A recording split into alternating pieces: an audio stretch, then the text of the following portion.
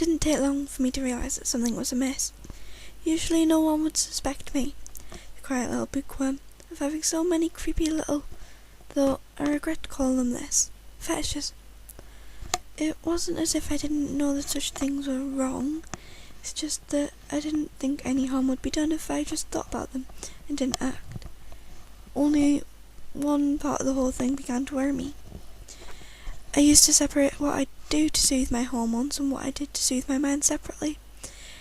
Then I found myself disgusted when I noticed of what the combination of both did to me. It scared me, and eventually that fear grew into excitement. Soon this became my little piece of paradise. I knew it was sick, but letting my imagination roam was completely harmless, right? I remember just falling back on my bed behind a locked door and letting my hands slip between my legs, finding a fulfilling satisfaction as I closed my eyes and let my fingers tease around my wet panties. This wasn't too different from what I'd done as a teenager. But, however, what was on my mind then was quite different. I used to think of the boys I wanted to lure into my bedroom, but was always too shy to. I even had the occasional fantasy of women I admired. Not that I'd ever tell them about it. But this was different. My imagination transformed my room into a dusty and darky place, with blood-stained sheets. In fact, the coppery scent of blood overtook my senses for a moment, only to cause me to snap back to reality. When I opened my eyes, the smell was gone. I always did have a powerful imagination. This continued for a few moments. Every time the thoughts got more and more vivid. Once I was past finding something disturbing, I would embrace it, and it would become a new nasty little thing that I could get off on. I only shook myself from one thought that kept returning. I kept mutilating my lover. I remember that in that repeating thought I had his wrists and ankles tied to the bedposts. It's just a normal daydream of an adult romp, that is, until I started stabbing him in non-vital areas of the body. I usually snapped out of it at that point, yet that sick little part of me wouldn't let go. I carved my name into his chest as he screamed in pain, his cries muffled by nothing other than my left hand. Though he struggled and failed, I only stayed where I was. No amount of what he could do while bound could put me off. I admired my work, removing my left hand from his mouth. Of course he began to accuse me of being a crazy bitch. I refused to hear it all. I grabbed a pillow and held it over his face until his body quit thrashing. He had lost consciousness. I tossed the pillow aside and looked down to him. He looked like he was sleeping. He looked so peaceful. Normally something that would warm my heart. There was something wrong. He wasn't smiling.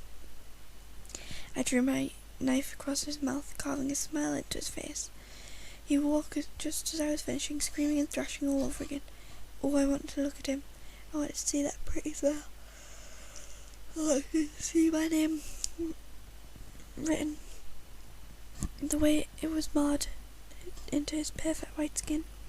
But he wouldn't let that happen. I kissed his bloody mouth. The last thing it did was soothe him, like it used to. He cried and I licked away the tears and the blood mixing only made my heart race. It was like I was in love for the first time. I opened my eyes this time. I opened them and I saw that it wasn't my imagination anymore. I pulled my mouth from his and stared down to him. Tears continued to streak his cheeks, and the fresh wounds I had left on his face were still bleeding.